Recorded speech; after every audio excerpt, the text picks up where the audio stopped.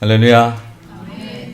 오늘은 사도행전 강의 47번째 시간으로 만약에 이런 제목으로 우리 하나님의 말씀을 같이 나누도록 하겠습니다. 먼저 오늘 요절 말씀을 같이 한번 읽어볼까요? 다 같이 시작. 바울은 밤빌리아에서 자기들을 떠나 함께 일하러 가지 아니한 자를 데리고 가는 것이 옳지 않다 하여 서로 심히 다투어 피차 갈라서니 바나바는 마가를 데리고 배 타고 구브로로 가고. 아멘. 오늘 요절 말씀은 별로 요절로 삼기에 적당하지 않은 그런 성경 구절입니다. 왜냐하면 좋은 얘기가 아니니까. 싸웠다는 얘기잖아요. 39절에 서로 심히 다투어. 되게 요절로 삼을 때는 그 전체 본문의 핵심 구절이든지 아니면 좋은 이야기든지 뭐 이런 것을 삼기 마련인데, 오늘 요절은 좀 가슴 아픈 싸웠다는 얘기를 이렇게 우리 삼을 수밖에 없는 그런 구절입니다.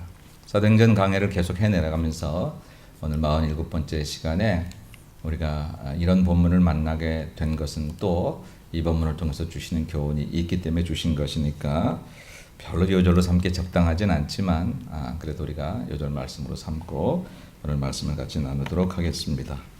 오늘 본문은 바울과 바나바가 다퉜다라고 하는 얘기예요.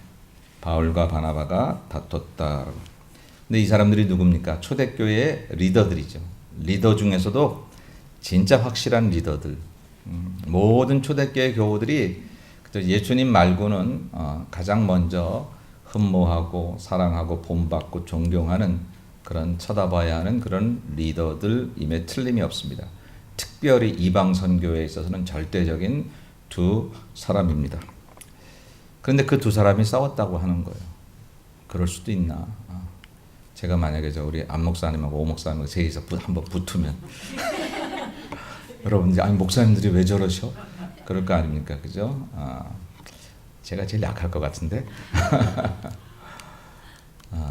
초대교회 그 이상으로 저 두 사람이 싸웠다는 얘기는 참 감당하기 어려운 시험이 될 수 있는 그런 문제였다라고 하는 거죠. 근데 왜 싸웠냐면 이 사람들은 이제 2차 선교 여행을 시작하려는 그런 출발점에서 싸웠습니다. 사실 오늘 본문 오늘 사도행전 15장 36절부터가 사도 바울의 제2차 선교 여행이 시작되는 그런 본문입니다. 다음 시간에 그 선교 여행에 대해서 본격적으로 얘기할 때 제가 제2차 선교 여행에 대한 얘기를 좀 더 개론적으로 풀면서 하겠습니다. 제2차 선교 여행이 시작되는 그런 첫 시작에 바울과 바나바는 이제 함께 여행을 떠나려고 다시 모였습니다. 1차 때 그들이 함께 했었잖아요. 근데 그들이 다시 모인 이유는 1차 선교 여행을 다니면서 세워졌던 교회들과 교우들을 다시 한번 방문하기 위함이었습니다.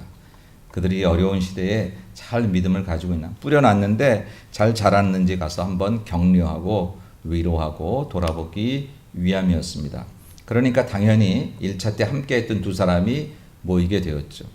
그런데 바나바는 1차 때 함께 하다가 이제 길을 떠난 마가 요한을 데리고 가자고 하고, 바울은 그럴 수 없다라고 하는 이제 두 가지 의견이 대립되면서 이들이 싸웠다라고 하는 것입니다. 이미 우리는 지난 시간에 사도행전 13장 13절에서 바울과 및 동행하는 사람들이 바보에서 배 타고 밤빌리아에 있는 버가에 이르니 요한은 그들에게서 떠나 예루살렘으로 돌아가고 라고 하는 본문을 읽었었습니다. 여기서 말하는 요한은 마가 요한인데, 이 요한을 마가라 부르기도 하고 요한이라 부르기도 하고 둘 합쳐서 마가 요한이라 부르기도 합니다. 마가는 로마식 이름이고 요한은 유대식 이름입니다. 그런데 유대에 살지 않고 이방 지역에 있으니까 그렇게 이제 마가 요한 그렇게 부르기도 하고 그랬습니다. 원래 유대인으로 유대에 살았지만 지금 선교여행 다니면서 어떤 때는 헬라 사람들에게 그게 필요하면 로마식 이름을 얘기하기도 하고, 또 유대인들에게 필요하면 유대식 이름을 얘기하기도 하고 그랬던 거죠. 이 마가 요한이 1차 여행 때 이렇게 중간에 관뒀어요.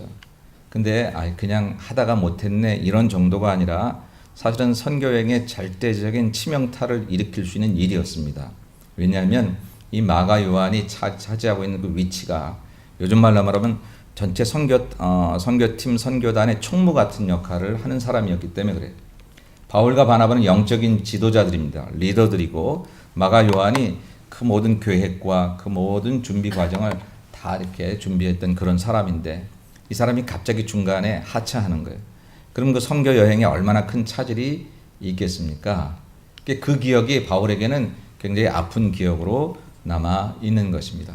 그래서 다시 2차 선교 여행을 떠나려고 할 때 그것이 다툼의 원인이 됐어요. 37절에 보면 바나바는 마가라 하는 요한도 데리고 가고자 했다. 그런데 바울은 밤빌리아에서 자기들을 떠나 함께 일하러 가지 아니한 자를 데리고 갈 수 없다. 그래서 이 의견으로 서로 심히 다투어 피차 갈라졌다. 하나님의 사람들도 다투네요. 더구나 좋은 믿음의 사람들인데도 다투기도 하네요.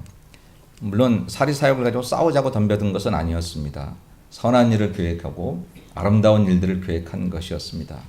네, 여러분, 영적 그 세계에서 보면 하나님의 사람들이 더 하나님 앞에 헌신하려고 할 때 악의 세계는 더 긴장할 수밖에 없다는 것을 여러분 자연히 알 수 있죠.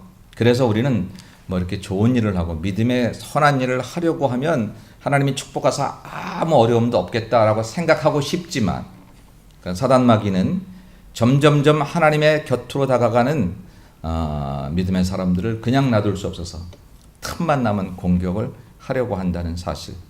그러나 그 공격 때문에 우리가 넘어지고 계속해서 괴롭힘을 당하는 것은 아닙니다. 그것은 우리가 알고 있을 뿐이지요. 넉넉히 이길 수 있는 힘을 주시니까 이기게 되는데 가끔씩 이렇게 넘어지는 경우도 생긴다라고 하는 거예요. 다시 2차 여행의 시작에서 바나바와 바울이 어제의 용사처럼 다시 뭉쳤는데 이제 요한의 문제로 그들이 다투게 됐다. 제가 그렇게 생각을 해보니까 바나바와 바울이 뜻도 좋고 마음도 좋고 다 계획도 좋은데 성격이 좀 달랐던 것 같아요. 바울은 그럴 수 없어. 아무리 당신 조카지만 바나바의 조카잖아요, 마가가. 그렇지만 일을 그르친 사람을 또 데리고 가면 일을 그르친다. 나 개인적으로 기분 나쁜 거 없어. 뭐 이런 얘기 했을런지 모르죠. 그러나 일을 선교 여행을 잘하기 위해서는 저 사람을 데리고 갈 수 없어. 바나바는 그랬는지 몰라요. 바나바는 내가 내 조카라서가 아니라 사람 한번 다시 세우고 넘어진 사람 한번 다시 일으켜 세우는 게 또 우리 할 일이지. 마가에게 다시 한번 만회할 수 있는 그런 기회를 주면 더 큰 일꾼이 되지 않겠나. 뭐 그런 생각을 했을런지 모릅니다. 둘 다 일리가 있어요. 둘 다 맞는 얘기예요. 틀리지 않아요. 근데 문제는 뭐냐면 서로 자기의 얘기들을 고집만 했어요. 맞춰가려는 어떤 노력보다도 서로 내 얘기들을 고집하다가 결국은 다투게 되고 서로 갈라지게 되었다라고 하는 거죠. 이제 이 본문을 읽으면서 제게 두 가지 가상 질문이 떠올랐어요. 그래서 제목을 만약에 이렇게 잡아봤어요. 만약에 이랬더라면 어땠을까? 첫째 가상 질문은 안 싸웠더라면 어땠을까? 바울과 바나바가 싸우지 않고 어떻든지 극적인 타협을 이루어 마가 요한을 데려갔든지 안 데려갔든지 관계없이 싸우지 않았더라면 어땠을까? 여러분 어땠을까요? 바울과 바나바가 싸워서 얻은 이익보다 안 싸워서 얻을 수 있는 이익이 더 많았을까요? 적었을까요? 뭐라고요? 누가 속삭이셨는데? 그냥 가상이니까 제가 가상 질문하니까 제가 가상으로 대답을 해보면 안 싸웠더라면 훨씬 좋았죠. 훨씬 좋았을 거예요. 초대교회 성도들에게 아무리 어려운 점이 있고 서로 생각이 달라도 그걸 맞춰 나가는구나 하는 것을 보여줄 수 있었고요. 특별히 지금 2차 여행의 목적 중에 하나가 뭐냐면 1차 선교 여행 중에 세워졌던 교회와 교우들을 다시 가서 그들을 격려하는 일이었어요. 근데 둘이 따로 떨어져서 가서 혹시 바울이 갔더니 바나바는 왜 안 오세요? 바나바가 갔더니 바울은 왜 안 오세요? 우리 싸웠어. 이렇게 말할 수 없잖아요. 뭐라고 대답할까요? 두 사람이 함께 가서 그동안 그 어려운 시대의 핍박과 유혹을 잘 이겨나가면서 믿음의 싹을 피워나가는 그 초대교회의 1차 선교 여행의 그런 교우들을 격려하면 얼마나 그들에게 더 힘이 되고 더 도움이 되었겠어요. 근데 그거를 못하게 되었다라고 하는 것이죠. 안 싸웠더라면 훨씬 좋았을 거예요. 가끔 우리는 우리 인생에 어떤 잘못된 일을 놓고 하나님의 뜻인가 봐, 주의 뜻인가 봐. 여러분 정말 우리가 조심히 말해야 합니다. 공부를 하나도 안 한 학생이 대학에 떨어져 놓고 대학 못 가는 게 주의 뜻인가 봐. 아니요. 자기 게으름 탓이지요. 공부 안 한 탓이지요. 그런데 그렇게 된 그 아이를 하나님이 쓰셔서 더 위대한 일을 사용하실 수는 있지요. 공부 안 하고 떨어진 게 주의 뜻이 아니라 떨어진 자도 쓰시는 하나님의 뜻 때문에 그가 위대하게 사용되어질 수는 있는 거지요. 우리 싸운 게 하나님 뜻인가 봐? 아니요. 절대 성도가 싸우는 것은 하나님 뜻이 아닙니다. 교회와 교회가 갈라지는 것 하나님 뜻이 아닙니다. 정말 미안한 얘기지만 타운에 교회가 두 쪽으로 갈라져서 그냥 새벽 예배를 드릴 때 이렇게 서로 이렇게 떨어져 앉아가지고 우리 이쪽 떨어져 앉아가지고 자기네 찬송이 더 커야 된다. 여기서 찬송 크게 부르면 여기서 더 크게 부르고 아이들이 주일학교 선생님을 찾아가는데 저쪽 편이라 아이들은 왜 가지 못하게 하는지 이유를 몰라요. 너 이제 여기 오면 안 돼. 그게 어떻게 주의 뜻이겠어요? 근데 그것까지도 하나님이 사용하셔서 나중에 더 다른 좋은 일을 만드실 수는 있지만 그렇게 된 거를 주의 뜻이라고 말할 수는 없는 거지요. 안 싸웠더라면 훨씬 더 좋았을 것을. 저게 최선인데 그런 최선을 놓쳐버리고 말았습니다. 두 번째 가상 질문은 뭐냐면 싸운 다음에 만일 용서를 안 했더라면 어떻게 됐을까? 결론적으로 말하면 저들은 용서하고 서로 사랑하고 다시 하나가 됐어요. 바울과 바나바도 그렇고 바울과 마가 요한도 그렇고. 그랬기 때문에 우리가 지금 그 성경을 얘기할 수 있고 그랬기 때문에 제가 저 성경 구절을 요절로 삼고 여러분들에게 설교할 수 있는 거지 싸운 거로만 끝났다고 한다면 그건 아마 기록되지 않았을런지도 모르고 제가 여러분에게 얘기할 수 없었을 거예요. 근데 거기다 가상 질문을 해봅니다. 만일 저들이 용서를 안 했더라면 어땠을까? 일단 자기들 마음이 괴로웠겠죠. 괴로웠을 거예요. 사도행전 15장 이후에 바나바 얘기는 거의 나오지 않습니다. 사도행전이 바울과 늘 동행했던 누가가 바울을 중심으로 해서 초반은 베드로를 중심으로 해서 써내려간 그런 책이기 때문에 바울 얘기가 주로 나오는데 뭐 바울만 봐도 그래요. 바울이 고린도전서 13장에서 사랑 얘기를 했어요. 내가 천사의 말을 할지라도 사랑이 없으면 우리는 꽹과리와 같고 사랑은 오래 참고 온유하며 시기하지 않고 성내지 않고 그런 얘기를 쓸 수 있었을까? 그게 머릿속에 있어도 그걸 쓰려고 하면 바나바가 걸리지 않았을까요? 만일 용서를 안 했더라면 마가 요한이 걸리지 않았을까요? 오늘날 전 세계 사람들에게 믿지 않는 사람들에게까지 이 사랑장은 사랑받고 있는 그런 성경 구절 중에 하나인데 그 위대한 성경 구절이 작은 다툼 하나로 없어질 뻔, 나오지도 못할 뻔 했을 거예요. 그런데 사랑하고 용서하고 용납하고 그랬기 때문에 그런 실수를 통해서 다시 진정 정말 사랑은 오래 참아야 되는 거구나.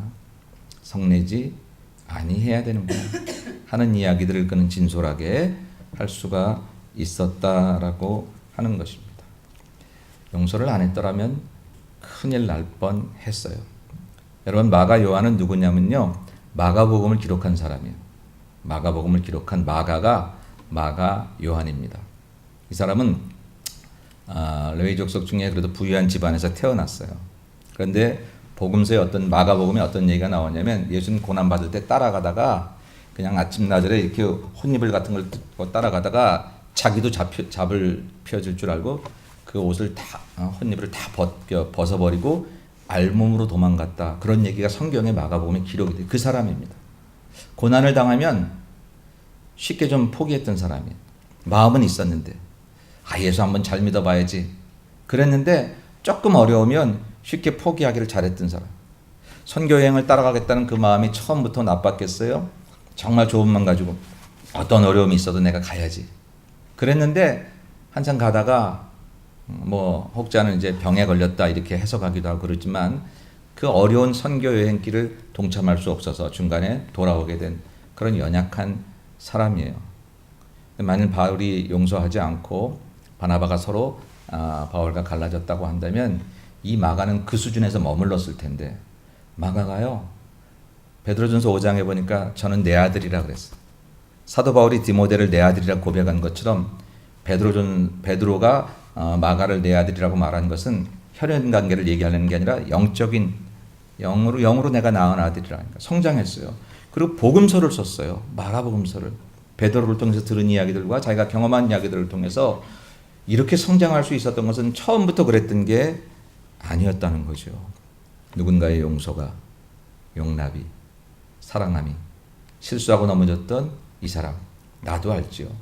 그때 내가 돌아와서 몸은 편했는데 마음이 얼마나 괴로웠는지, 얼마나 그 선교팀 일정에 차질을 주었는지, 마음속에 죄책감 같은 것도 가지고 있고, 어쩌면 두 번째 여행에 자기가 동참하려고 했던 것도 한번 만회하려는 마음도 가지고 있었는지 모르죠. 근데 또 거절을 당했어. 그때 그게 상처로만 남았다면 어쩌면 마가복음이 다른 사람을 통해서 혹시 쓰여졌을런지 모르지만 마가를 통해서는 안 쓰여질 수도 있었다. 그런 가정을 할 수가 있죠. 그런데 용서에서 마가가 그 어리석고 고난에 쉽게 포기하는 그 마가가 하나님의 예수 그리스도의 복음을 기록하는 복음서를 기록하기까지 초대교회의 가장 위대한 사도인 베드로가 내 아들이다 이렇게 말할 수 있기까지 성장했다라고 하는 것, 그것은 바로 사랑과 용서를 통해 한 인격이 얼마나 달라졌는가 하는 것을 볼 수 있는 것이죠. 자, 이런 한계, 이런 가정을 해봅니다. 이런 가정을 하는데 실제는 뭐냐면 다툰 거예요. 실제는 다툰 거. 그게 현실입니다. 최선은 틀렸어요. 안 싸웠더라면 좋았을 것을. 싸웠어요. 그러나 최선이 안 됐어도 사람은 차선으로 살아갈 수 있어야 합니다. 최선의 삶을 살면 제일 좋지만 그게 못했다고 해서 포기하는 것처럼 어리석거나 잘못된 것은 없습니다. 차선이라도 택해서 그것을 살아가면 때를 따라서는 최선 이상의 삶을 살아갈 수 있다라고 하는 거예요. 오늘 바울과 바나바의 이야기는 최선의 이야기는 없습니다. 그러나 차선의 이야기를 여러분들에게 소개하려고 하는 거죠. 이런 이야기를 소개하는 까닭은 우리도 사실은 이런 최선의 삶을 너무나 못 살고 이런 차선의 삶을 이것도 제대로 못 사는 경우가 많아서 사도들을 통해서 이 차선의 삶을 통해서 얻는 교훈을 우리가 함께 생각해 보려고 하는 거예요. 오늘 두 사람은 싸웠습니다. 근데 그것으로 끝나지 않았습니다. 그것으로 다시 안 보지 않고 그들의 싸움은 오히려 그들을 더 견고케 하는 그런 도움이 돼서 어떻게 그럴 수 있었을까? 첫째, 그들은 싸웠지만 관계를 끊지 않았습니다. 싸웠지만 관계를 끊지 않았어요. 나아가 그들은 서로 용서하는 삶을 살게 되었다라고 하는 거예요. 그러면 사람의 인간관계가 말이죠. 인간관계가 좀 기분 나쁘거나 한번 다툼이 있거나 이러면 끊어버리는 잘못이 있어요. 내가 너 같은 사람 다시 보면 내 손에 장을 지진다. 뭐 장 지질 일이 그렇게 없어서 우리는 안 보겠다고 장을 지질 필요가 뭐가 있겠습니까? 근데 안 본다고 우리는 그렇게 이야기해요. 당신 같은 사람하고는 다신 상대하지도 않겠다라고 하는 거. 근데 여러분 아시나요? 우리 인생의 행복이라는 것이 거의 대부분 관계에서 나온다고 하는 것은. 소유에서 얻는 기쁨도 있어요. 차를 샀더니, 집을 가졌더니, 무엇을 가졌더니 그것도 기쁘잖아요. 거기서 주어지는 행복도 있는데 이게요 오래가지 않아요. 새 양복 입어도 그거 오래가지 않아요. 근데 관계는 하나님 앞에 갈 때까지 가는 거예요. 그 사람이 내 안에 있을 동안, 내 앞에 있을 동안, 아니 내 앞에 이미 사라졌는데도 내 마음에 미움으로 남아있으면 그 관계 때문에 나는 불행한 거다라고 하는 것입니다. 사람이 받는 그런 고통들의 한 80%는 그런 관계에서 오는 것이라고 C.S. 루이스가 말한 적이 있습니다. 다 관계 통해서.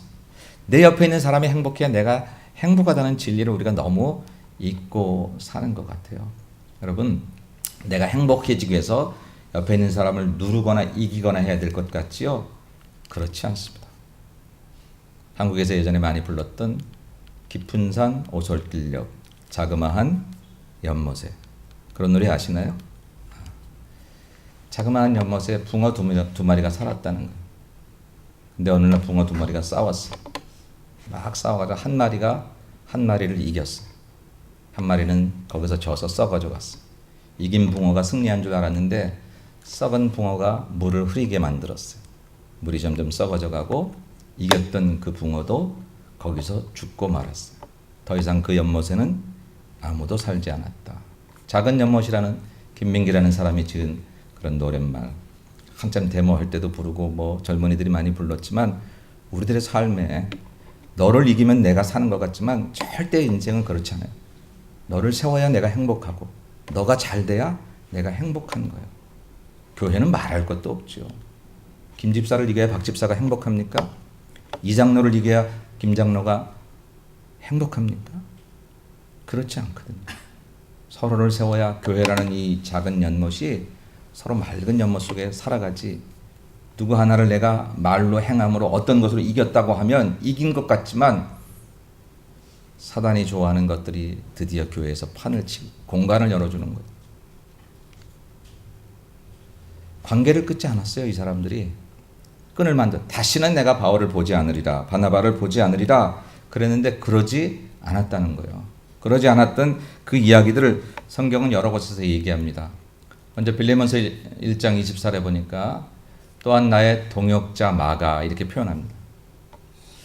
여러분, 바울이 마가가 자기 선교 여행을 망쳤다고 생각해서 2차 선교 여행에는 아예 데려가는 것을 아주 결사반대했어요. 그런데 그렇지만 내 선교 여행에는 적당하지 않은 사람이었지만 그도 하나님이 쓰시는 동역자라는 사실을 인정했다는 것. 놀라운 일 아닙니까? 놀라운 일. 내 생각과 내 판단으로 아무개를 함부로 말하면, 그렇게 말하면 하나님을 함부로 말하는 것 같은 거예요.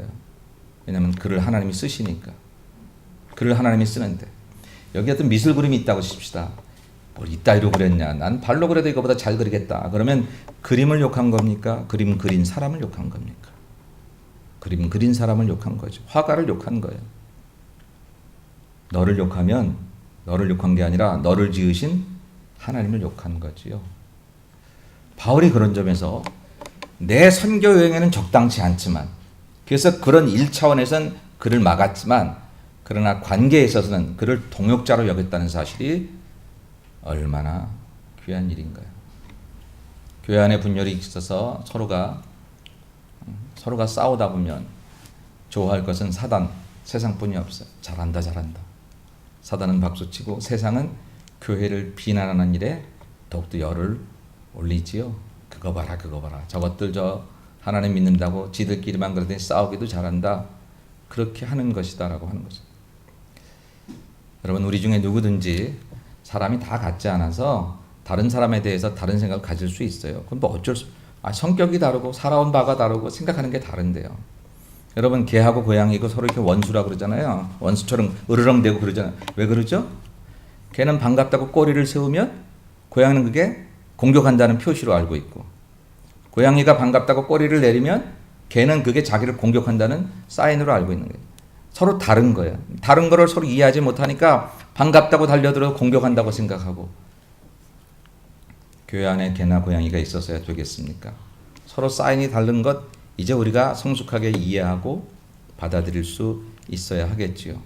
바울이 마가를 동역자라고 얘기했다는 사실이 참 놀랍습니다.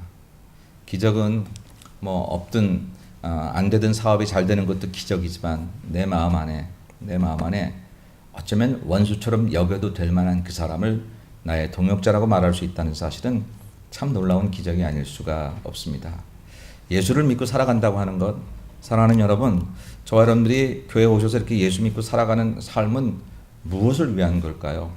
교회를 통해서 얼마나 많은 복을 누리기 위함도 하나님이 주시는 은혜 가운데 하나지만, 우리가 살아가는 게 세상과 좀 다르다는 것을 경험하고 배우는 거 아닐까요? 세상이 가르치고 세상이 지향하는 삶의 모습이 있어요. 네가 더 크게 싸워야, 더 크게 힘을 길러야 다 세상에서 승리할 수 있어. 그런데 예수님은 세상 사는 게 꼭 그렇지 않다는 거예요. 세상이 원하는 삶의 모습을 우리에게 제시하지 않고 당신이 새로운 삶의 모습을 제시하는데, 이기고 싶으면 질 수 없겠니? 높아지고 싶으면 네가 먼저 섬길 수 없겠니? 오른밤 때리면 왼밤도 돌려댈 수 없겠니? 우리 살아가는데 새롭게 살아가는 방법이 있다는 걸 보여주는 게 예수님의 모습이더라라고 하는 것입니다. 그게 바로 내 생각과 내 마음이 다르지만 그를 험담하거나 비판하거나 욕하지 않고 동역자라고 말할 수 있는 마음이라고 하는 거예요. 이게 기적이지요. 같은 길을 걸어가지 않아도 관계를 끊지 않았다. 골로새 4장 10절에 보니까 같이 한번 읽을까요? 시작.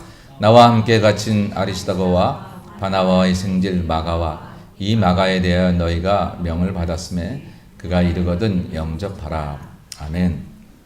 마가가 이제 골로새에 가서 이렇게 요즘 말로 말하면 목회할 수 있는 그런 기회가 주어지는 거예요.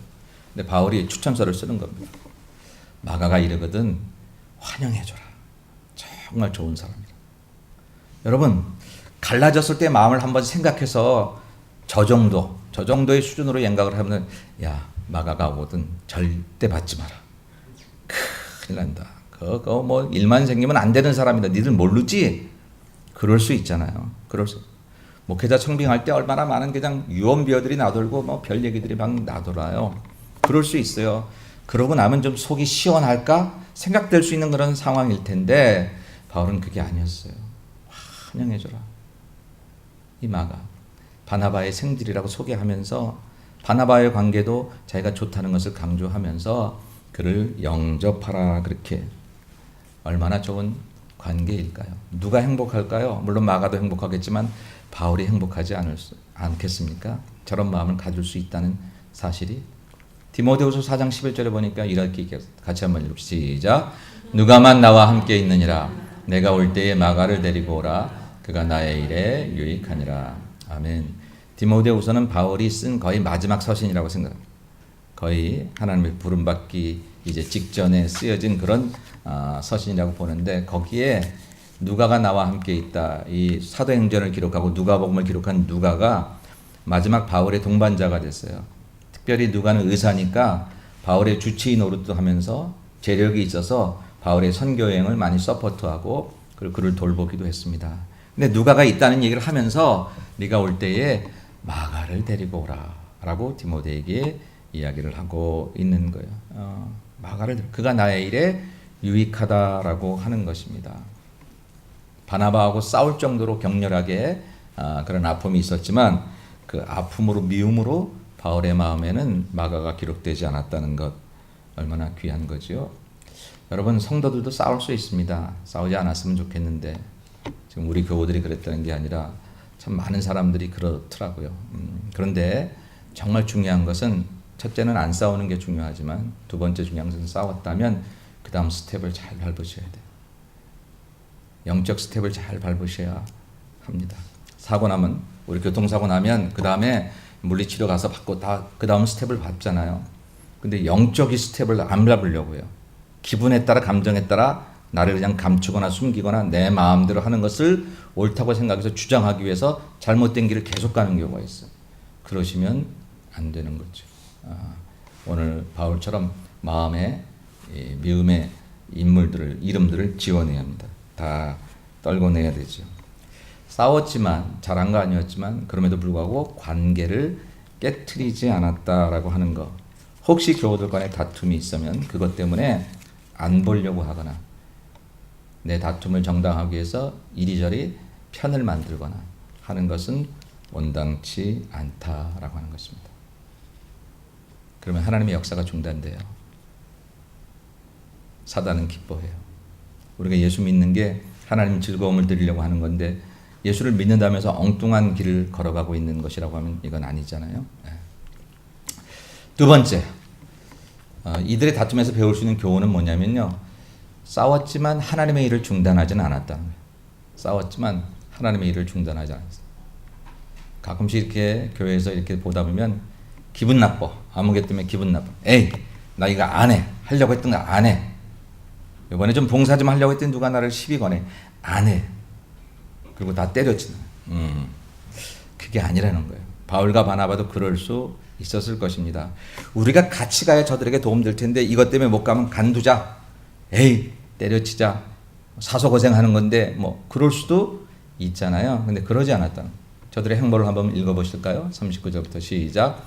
서로 심히 다투어 피차 갈라서니 바나바는 마가를 데리고 배 타고 구브로로 가고 바울은 실라를 택한 후에 형제들에게 주의 은혜에 부탁함을 받고 떠나 수리아와 길리기아로 다니며 교회들을 견고하게 하니라. 아멘. 같이 가지는 못했어요. 최선은 아니었어요. 그러나 그 일 때문에 그들이 하나님의 일을 포기하거나 중단하지 않았다. 바나바는 마가를 데리고 구브로로 갔어요.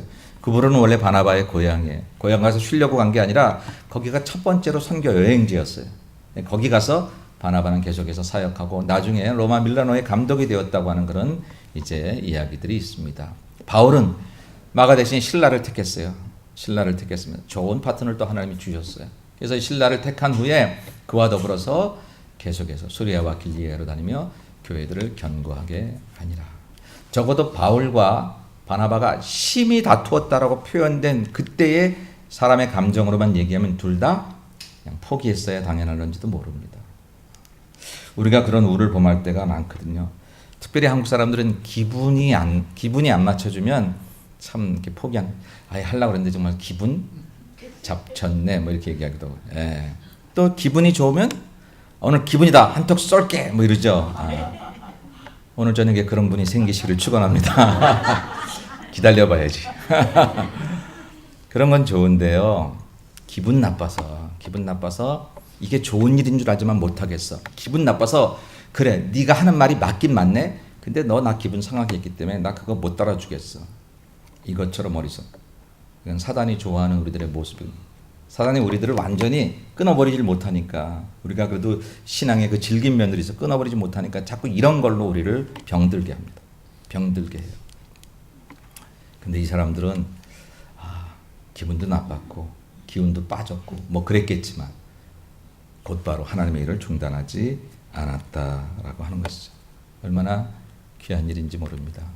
교회를 섬기고 열심히 하려다가 교회 안에 마찰이 있거나 그런 경우들이 있어요. 그래서 기도의 자리를 떠나요. 예배의 자리를 떠나요. 희한하죠? 그래서 분열이 있고 마찰이 있어서 저걸 감당하지 못하면 어떤 일들이 일어나냐면 일단 예배를 떠나고 말씀의 자리를 떠나고 기도의 자리를 떠나요. 대신 수근수근의 자리로 돌아가요. 수근수근의 자리로 돌아가서 내 수근수근하는 이야기를 들어줄 사람들을 찾아요. 나중에 나는 내가 잘못했지 그리고 입을 닫아도 들은 사람들은 원인 모르게 병이 들어요. 참 하나님이 싫어하시는 일들이라고 하는 것이죠. 여러분 성경에 예수께서 작은 자 하나를 실족하게 하면 연자 맷돌을 메고 바다에 빠치우는 게 낫다. 연자 맷돌은 큰 거니까 나이 그걸 달아놓으면 나는 바다에서 아예 나오지도 못해. 그 정도로 나쁘다라고 하는 거죠. 작은 자 하나를 실족하게 하는 게.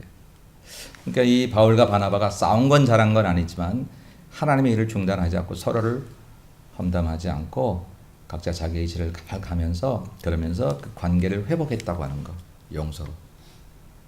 오늘 제가 여러분들에게 소개할 수 있는 이유입니다. 기가 막히게 아름다운 거죠.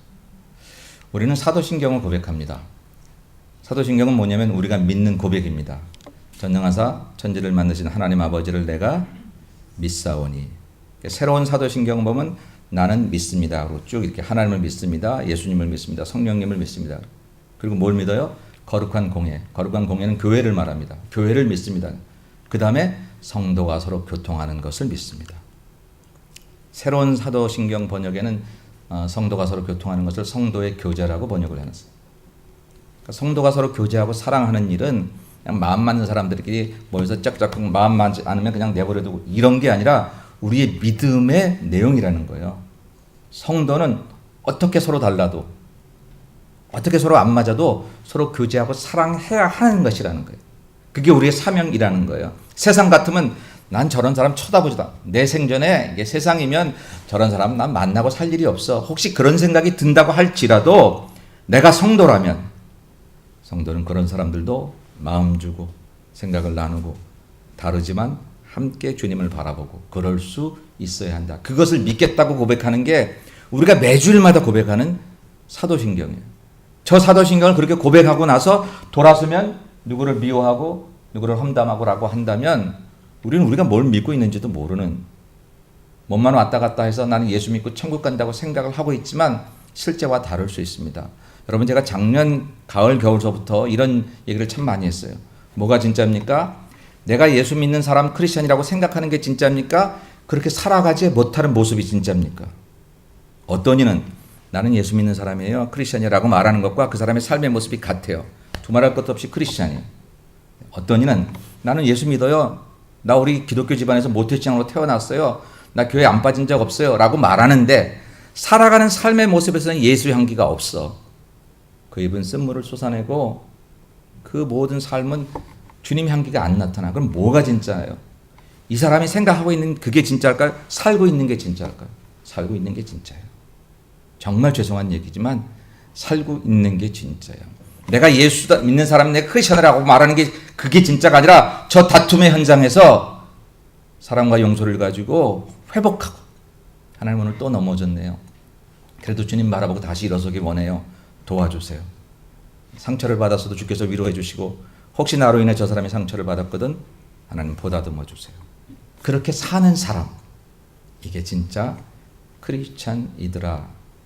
우리는 거룩한 공예와 성도가 서로 교통하는 것을 믿는 사람, 성도가 관계를 끊거나 내 기분에 맞지 않으면 돌아서는 그거를 믿는 종교가 아니라 우리는 어떠한 지경에도 한 피 바다 한 몸 이룬 성도가 되어서 내 몸 사랑하듯이 이웃을 사랑하는 그런 것을 믿는 종교다라고 합니다. 결론입니다. 성도가 다툰 뒤 해야 할 일, 우리 교회에 꼭 필요한 말은 아니더라도 지금은 아니지만 언젠가 우리도 싸울지 모르잖아요. 여러분이 저하고 붙자고 하고 또 우리 계신 장로님들은 서로 싸울 일 없을 것 같은데 그냥 현상적으로 많은 교회들도 그렇게 막 이렇게 편을 나눠 싸우는 일들이 있을 때 우리 그런 일들이 없기를 바라지만 혹시 그래도 그런 일이 있다면 이렇게 하셔야 돼요. 첫째, 반드시 화해하셔야 돼요. 평화는 싸우지 않은 게 평화가 아니라 화목하고 사랑해야 평화입니다. 대한민국은 휴전선을 가지고 있습니다. 휴전선은 평화의 선이 아닙니다. 잠시 전쟁을 멈춘 거죠. 전 세계 골칫거리처럼 되어 있는 그 휴전선. 교회 안에서 휴전선이란 없습니다. 난 저 사람하고 안 싸웠어요. 잘했지만 아직 그리스도의 법을 이룬 것은 아닙니다. 사랑하고 밥 먹을 때 자리에 앉아서 열심히 밥 먹는 것도 좋지만 교회 안에서 아무개는 잘 먹고 있나? 한 번쯤 그 누구에게라도 관심을 갖고 그 사람하고 안 싸워서 내가 문제 없는 게 아니라 한 번쯤 그 사람 가서 밥 잘 먹었어요 라고 그렇게 안 했다는 것이 내 마음에 부끄러울 수 있는 그런 단계가 돼야 진짜 성도의 모습이죠. 만약 우리가 다툼이 있다면 반드시 화해하셔야 합니다. 그리고 먼저 하셔야 합니다. 세상에서는 나중에 내가 손을 내밀어야 내가 옳다라든지 내가 내 자존심을 세우는 일처럼 생각됩니다. 근데 예수님은 사람 사는 법이 그런 법 말고 내가 말하는 법이 있다고 얘기하시는 거예요. 내가 말하는 법은 뭐냐면 네가 먼저 화해해. 하나님도 그러셨잖아. 하나님이 죄를 져서 하나님이 손 내미신 게 아니라 우리가 죄를 졌는데 하나님이 먼저 손 내미신 것, 나를 따라오려면 그거 배워야지. 먼저 손 내미는 사람이 예수께서 가르쳐 주신 삶의 법대로 살아가는 사람이다. 자존심? 예수 안 믿으려면 세우지만 예수 믿으려거든 자존심을 세울 게 아니라 예수 생각, 예수님 마음, 예수의 뜻을 세워야지. 그게 진짜 크리스찬이지. 먼저 화해하는 것이 예수를 알기 전까지는 기분 나빴지만 예수를 알고 나니 그것이 주의 뜻을 이루는 것이라 믿어서 화해하는 것. 사랑하는 여러분, 우리 교회 안에 어떠한 다툼도 없기를 주의 이름으로 축복합니다. 근데 만일 제가 모르게 몰래 싸웠거든, 제가 모르게 몰래 가서 화해하십시오. 반드시 하십시오. 먼저 하십시오. 늦을수록 사단이 개입해서 틈을 벌립니다. 점점.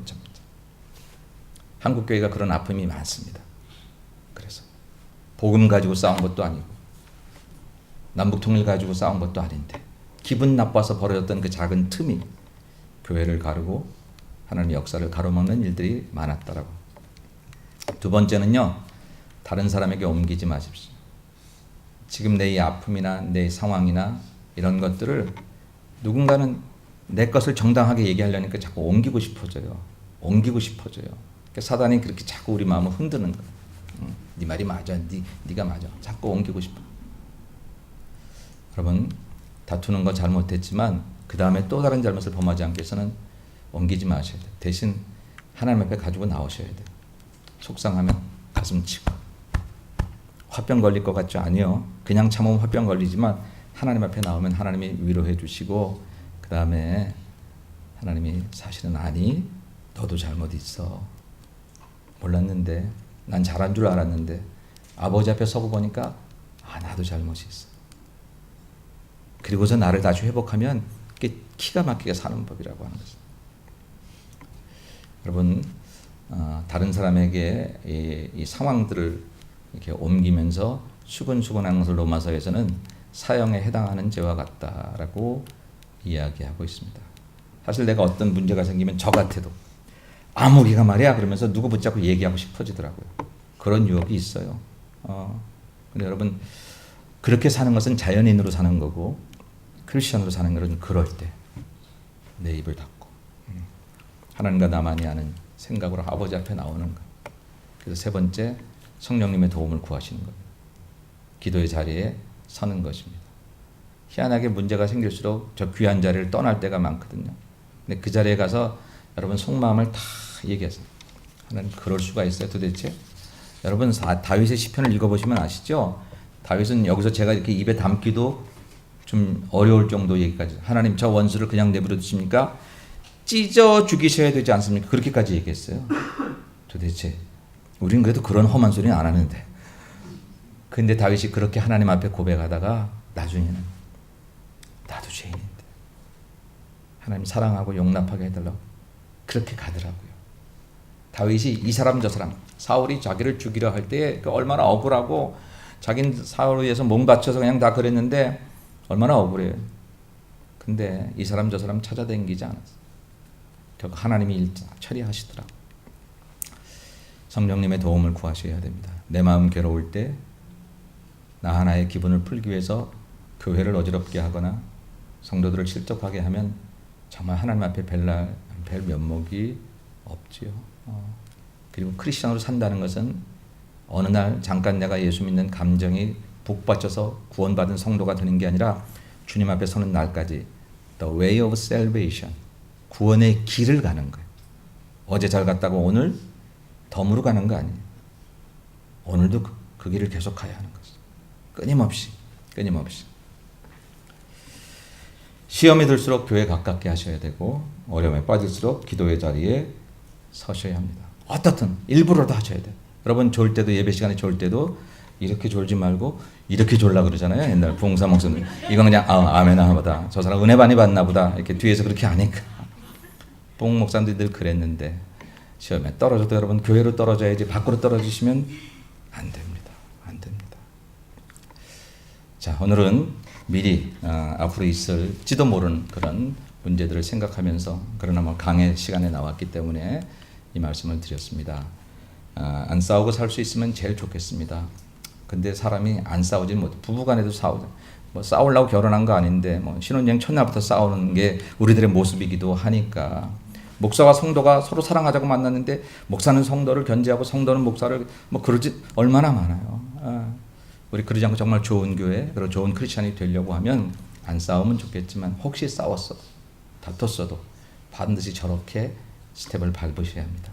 그러면 자유로워지고 그 안에서 마가가 성숙되어지고 바울과 바나바가 따로 간 길이 더 큰 은혜의 길로 더 확장될 수 있어요. 저렇게 했기 때문에. 저렇게 안 해놓으면 따로 간 길이 분열의 길이 되고 마가는 상처받아 마가복음을 쓸 수 없는 사람이 되었을 때, 오늘 예수마을 우리 교회 안에 우리도 과거에 그런 아픔들이 있기도 했었습니다. 그러나 이제 성숙한 모습으로 정말 바울과 바나바의 모습을 잘 본받아서 다툼이 없고, 그러나 다퉈도 아름답게 화목하고 화해하고 더 좋은 날들을 위해서 기도의 자리에 서고 성령님의 인도하심을 받는 거룩하고 아름다운 교회 교우들 다 되시기를 주님의 이름으로 간절히 축원합니다.